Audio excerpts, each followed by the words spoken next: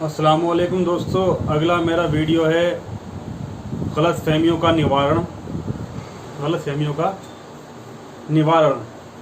यानी कि जो हमारे नॉन मुस्लिम भाई हैं, गलतफहमी है, उनके मैं सवालों के जवाब देता हूँ किताब के माध्यम से।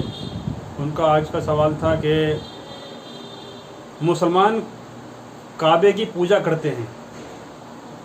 क्वेश्चन है कि जब इस्लाम मूर्ति पूजा के विरुद्ध है, फिर इसका क्या कारण है कि मुसलमान अपनी नमाज में काबे की ओर झुकते हैं और उसकी पूजा करते हैं। उसका मैं उत्तर दे रहा हूँ इस किताब के माध्यम से कि काबा किबला है, अर्थात वे दिशा जिधर मुसलमान नमाज के समय अपने चेहरे का रुख करते हैं।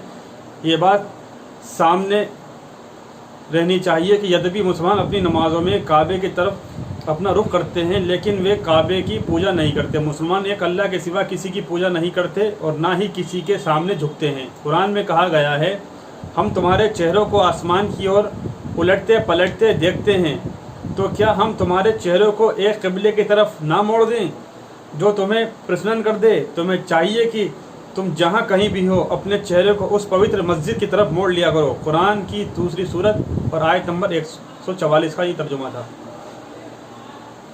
नंबर 1 पॉइंट है, इस्लाम एकता की बुनियादों को मजबूत करने में विश्वास करता है।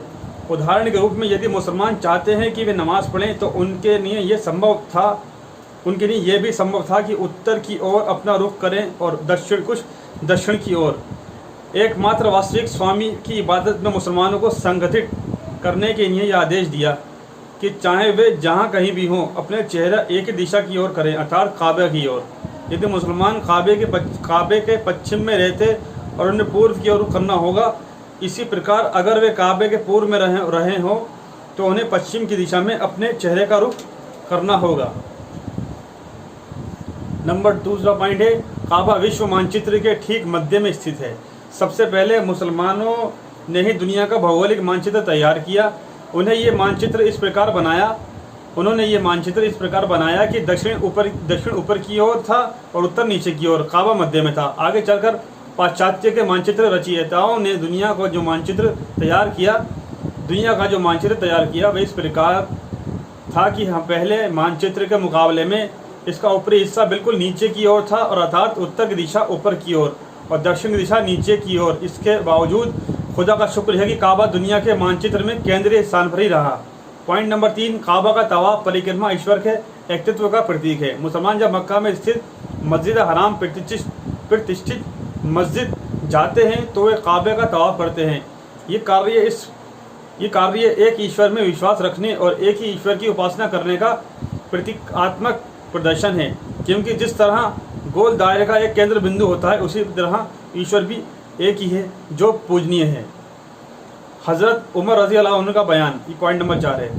काबे में लगे हुए हज़रत अस्वद काले पत्थर से संबंधित दूसरे इस्लामी शासक हज़रत उमर रज़ी अल्लाह अन्हु से एक कथन उल्लिखित है कि हदीस की प्रसिद्ध पुस्तक सही बुखारी भाग 2 अध्याय हज पाठ 26 हदीस नंबर 675 के अनुसार हज़रत उमर रज़ी अल्लाह अन्हु ने फरमाया, मुझे मालूम है कि हज़रत अस्वद तुम एक पत्थर हो, ना तुम किसी को फ़ायदा पहुंचा सकते हो ना नुकसान, और मैंने अल्लाह के पैगंबर सल्लल्लाहु अलैहि वसल्लम को तुम्हें छूते और चूमते ना देखा होता। तुम्हें कभी ना तो तुम्हें छूता और ना ही चूमता। और पॉइंट नंबर 5 है कि लोग काबे पर चढ़कर अजान देते थे।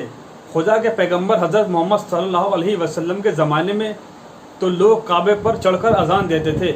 ये बात इतिहास से सिद्ध है। अब जो लोग ये आरोप लगाते हैं कि मुसलमान काबे की उपासना इबादत करते हैं, उन्हें ये पूछना चाहिए कि भला बताइए तो सही कि कौन मूर्ति पूजक मूर्ति पर चढ़कर खड़ा होता है। दोस्तों, उम्मीद करता हूँ आपको ये जवाब पसंद आएगा और आपका जो सवाल था मुसलमान काबे की पूजा करते हैं, इसका आपको पूरा सही जवाब मिल गया होगा। फिर किसी रोज़ एक नए सवाल के साथ एक नई वीडियो के साथ आपके सामने हाजिर होऊंगा। तब तक के लिए मेरे नॉन मुस्लिम भाइयों को मेरी तरफ से अस्सलाम वालेकुम रहमतुल्लाहि व बरकातुहू। इसका मतलब होता है अल्लाह की रहमत, बरकत, शफ़क़त आपके ऊपर बराबर बनी रहे, उसकी रहमत, उसकी कृपा आपके ऊपर बनी रहे। इसलिए मैं कहता हूँ अस्सलाम वालेकुम व रहमतुल्लाहि व बरकातुहू। ठीक है, अल्लाह हाफ़िज़ दोस्तों।